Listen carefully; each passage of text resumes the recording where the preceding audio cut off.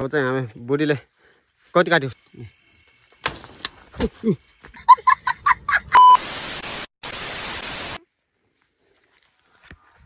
त गाइस हामीले चाहिँ आज साग टिप्न लाग्छौँ आज केरा चाहिँ काट्यो आज चाहिँ फेरि साग टिप्न लाग्छौँ बारीमा यता आमाले पारि टिपिरहनु भएको छ यो एकमै चाहिँ टिप्ने यो गहुँ चाहिँ नखल्ने गहुँ त पछि ठुलो भइहाल्छ यो चाहिँ अब साग टिपेर फेरि उम्साएर मजाले पकाउने उता पनि पारि टिपिरहनुहुन्छ ठुले आमाहरूले अनि उता तल भन कति धेरै छ सागहरू पुरै दम्का साग तोरी बराबर भएको छ मार्या साग सुगा साग सबै एउटै हो सबै सागै साग हो हेरौँ आज कति टिपिन्छ साग यो बारेमा त साग भन्दा त यो घाँस उम्रिया छ धेरै यस्तो घाँस उम्रिया छ कि यो घाँस त टिप्छ किन होला पुरै यो चर्मीले भन्छ नि के भन्छ यो बालु चमेल झारो यो उसले फेरि चक्कु समाते ओइ त्यो आजको टिप जस्तो साग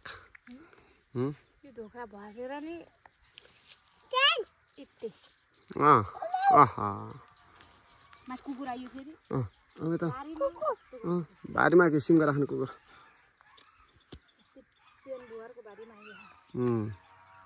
हामी चाहिँ अहिले लगभग सकिन लाग्छ टिपेर 4 पनि बजिसक्यो हामी ऊ पारिबाट टिप्दा आएको यहाँनिर आइपुगेका छौँ ठाउँमा राख्दै यहाँनिर आइपुगेका छौँ थोरै छ अब आधा घन्टामा जो सकिन्छ आज मौसम चाहिँ बवाल गरेको छ हाम्रो गाउँदेखिको भ्यू यस्तो दामी छ है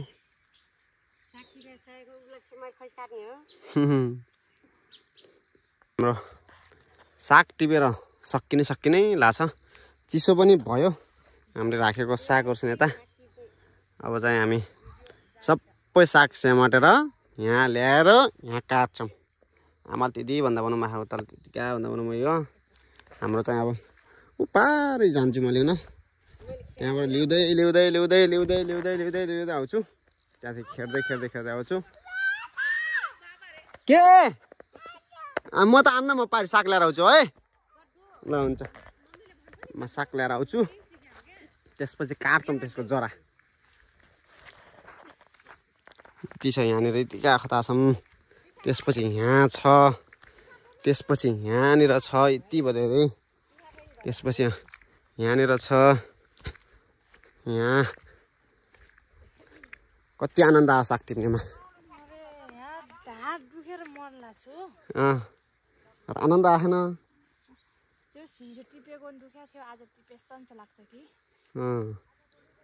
लाग्छ मैले यति धेरै साग बोकेर हिँडिरहेको छु हरियो साग घराइतिर भए कति महँगो बिक्थ्यो होला नि बजारतिर भाषी हाम्रो गाउँतिर सस्तै जसको बारीमा टिपे नै भयो मतलबै छैन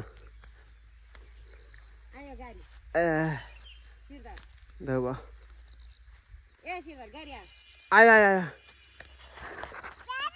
हजुर अब चाहिँ हामी बुढीले कति काट्यो साग एक धोक्रा भाषा यो बाटामा हाल त्यसपछि लर जाने यति धेरै साग रहेछ नि म त थोरै होला भनेको छु त रात पर्न लागिसक्यो घाम चाहिँ पुरिसक्यो माथि ऊ टुप्पा पुगिसक्यो आमाले काटेर लगिसक्नु भयो सबैको साग अब हाम्रो पालो छ काट्दैछ नि नै काटेर लग्ने अब भोलि बिहान चाहिँ यसलाई सुकाउने फेरि होइन उमालेर हुन्छ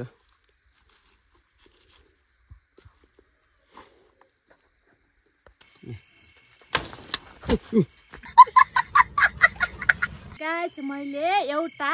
तपाईलाई नयाँ खबर सुनाउँदैछु आज 3 दिन भयो मेरो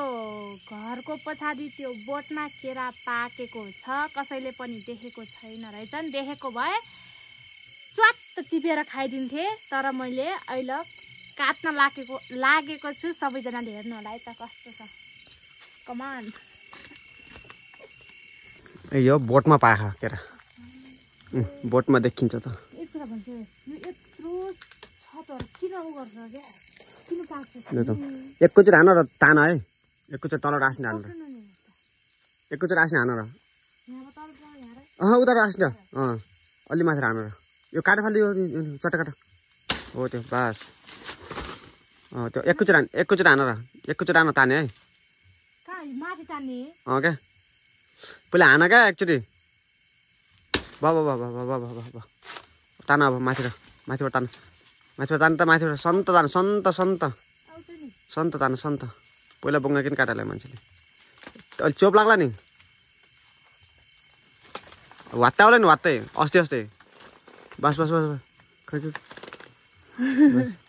काटम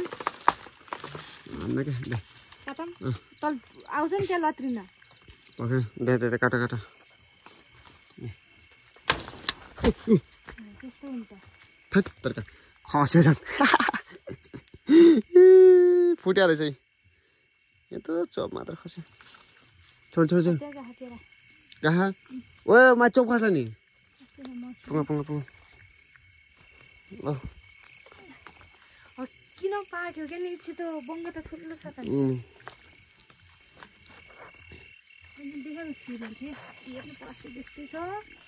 भयो अब ल्याएर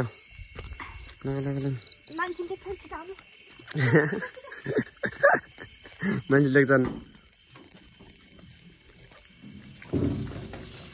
ल्या भात त्यति पैसा लाग्छ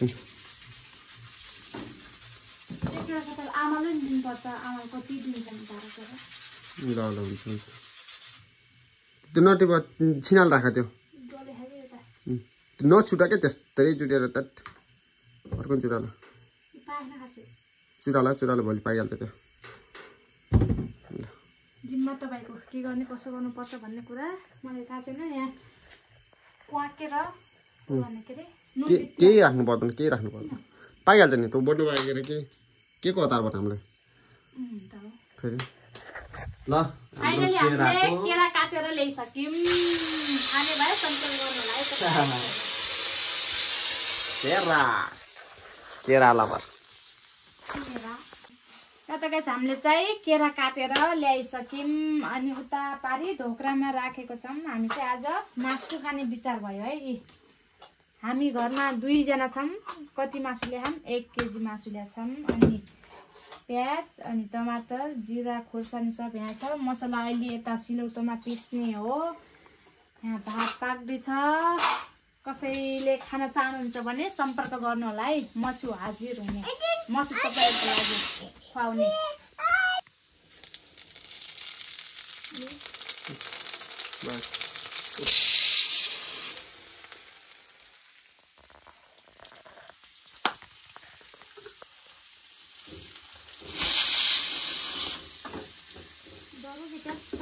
ल क्या बसायो मङ होइन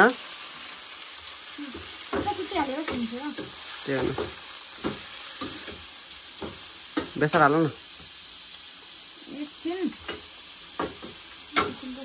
भात बन्द गर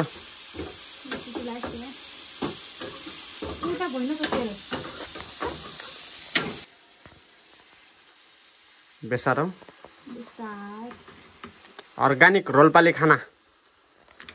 हामी चाहिँ अर्ग्यानिक रोल्पाली खाना बनाउँदैछौँ कस्तो लाग्छ कमेन्ट गर्नु होला है त तपाईहरुले हामी अर्ग्यानिक चलेको बुढाबुढी है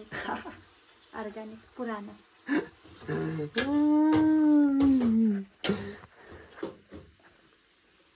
ल अब चाहिँ मासु हाल्दै यता अब मजाले पाएछ यी ल मजाले पाक्छ मजाको अब यस्तो दामी हुन्छ नि हात चाट्ने हुन्छ नि हैन हो किन ल अब मजाको एकदम मस्त पाक्छ मासु है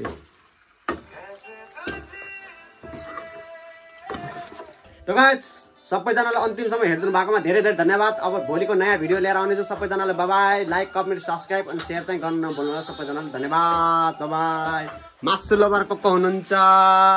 हैन त